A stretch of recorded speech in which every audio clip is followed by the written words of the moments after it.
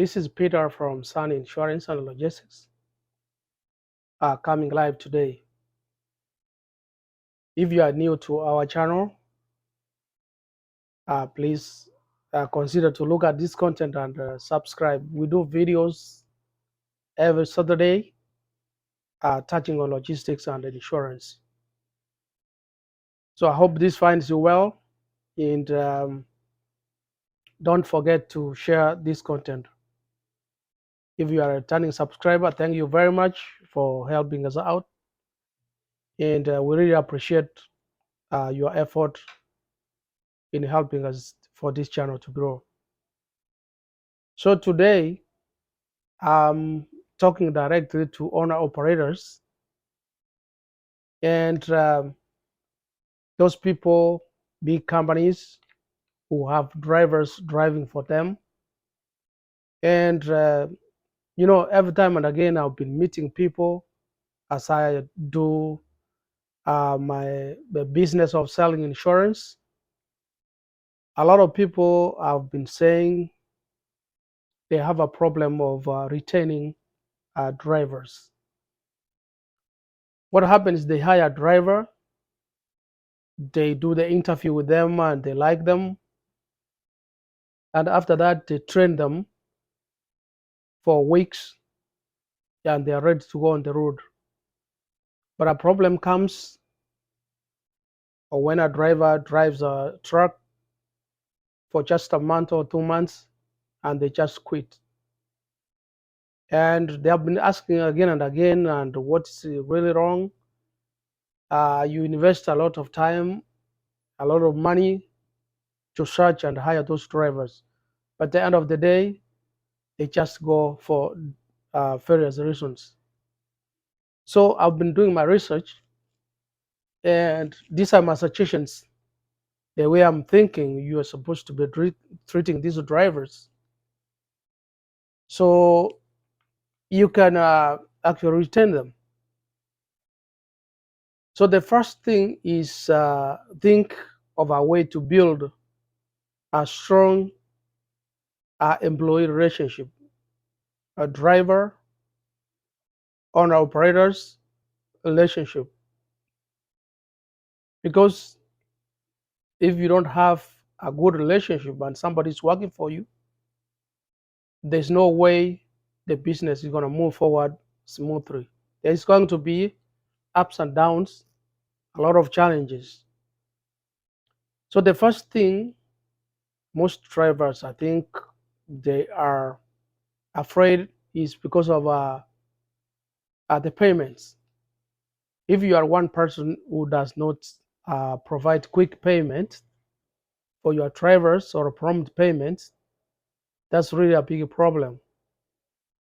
Because if you wrote down a contract and told them you'll be paid after every 2 weeks or after every week, and you finish 2 weeks, 3 weeks, 4 weeks without paying them, it's going to be a problem. Because most drivers are out there, they spend hours and hours in the truck stop, they eat there, they need basic things, so they need money to use.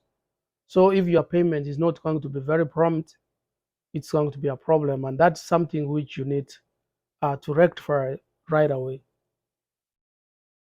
Also, you need to pay attention to your driver's feedback and preferences. Talk to your drivers and try to understand them. Try to understand what kind of challenges they face when you are driving on the road.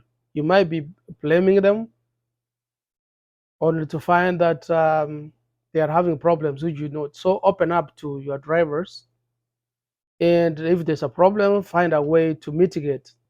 Find ways to mitigate and solve those problems. And because your main goal is your business to run smoothly, don't invest too much money in drivers who are not very productive. And if there's a problem, if you sit, open a channel of communication, open door policy, then there's going to be a change. You will notice it. And when it comes in terms of booking loads, I've heard some of the drivers complain that they don't get things like rate confirmations. So if you have like 5 drivers and you are owner operator, you are the boss, you just tell them go to Atlanta airport and pick up a load and take it to Chicago, Illinois. And you just tell them that the load pays $1,200. There is no documentation. It's like everything is by the word of mouth, and there's no way they can prove like you were paid $1,200.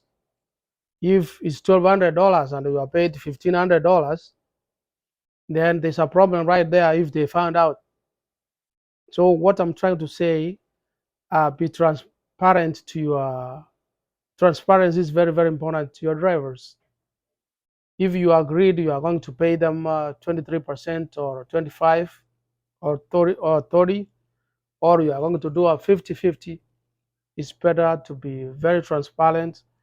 And if you have been given a load by the broker, the rate confirmation, if you don't want to share with them, and have some form of written documentation as you agreed when he was or she was signing the contract. I mean your drivers. So that's very important to be very very transparent, and also talk to your drivers so you can be able to reduce the dead end miles.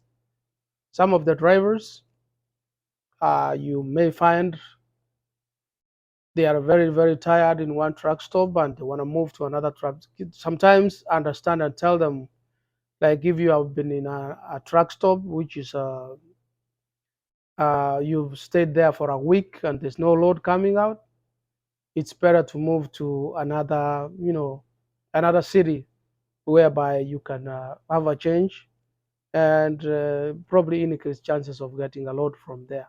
So they can feel like you are not trapping them in one place, and they can just feel that they have freedom a little bit. And when it comes to booking loads, uh, like I said, be transparent on pricing. Don't just bid anything like to get them out there because they also need to be paid. If you bid less, they won't make a good money. Of course, your trucks will be running, but they won't be because everything they do is based on a percentage. So the less you bid, the less percentage they get and less pay take home. So it's very important, like you think about them too when you are, if you are bidding by yourself from your office, or if you are using the dispatch team, coordinate with dispatch, communicate, and tell them like they need to be bidding a fair price. They shouldn't be bidding too high or too low. They should balance and do a reasonable pricing. And also, if some of your drivers they have gone to pick up a load, let's say, and they've been waiting for a load for too long, and be fair enough, you know. And if the brokers given you some money for detention, don't keep it by yourself. Share with the driver, because if he has been waiting, let's say for 5 hours, and you have also in the office you have been waiting, you need to discuss on how to distribute and take care of the detention. Don't take it by yourself and tell the driver like the broker did not give anything, or but be fair if you want to continue to maintain a long-term relationship with your drivers. Those are the little things they check, and if they find out that you are not honest, some other drivers they'll just quit and go to drive uh, for somebody else.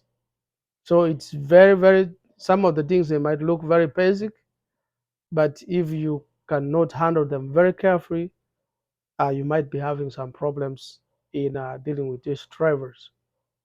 And also, the drivers, once in a while, meet with them and have some coffee together and talk about the best ways you can improve their driving skills. If for some reason they have been having tickets or anything, just talk to them and suggest some ways where they can be taking like defensive classes, and have a conversation versus blaming them. Because if you leave them without doing anything, if they are given a ticket, it's going to be on your company, and it's going to hurt you for insurance. The insurance premium going to be going up if you have bad drivers. So you have to talk to your drivers. And during the time of hiring, some of the drivers, they say they don't have violations. What you might need to tell them before you hire them, let them bring you their transcript, the driving record. This one they can access from their local DMV, or they can go to the state website, check Secretary of State, and pay a small fee, and you pull the driving record from there. So for sure you have some documentations. So if it is something they have and they didn't know on their license, they can go ahead and dispute in the court of law. And from there, you will be having drivers, good drivers driving for you. So I hope these are little tips, guys. They're going to help you decide whoever you want to hire, and help you for the betterment of your company. So guys, if you like this video, like I said, consider to subscribe, share, and that's all for today. If you have some comments, leave them below this video, and hopefully I will see you in the next video. Bye bye for now.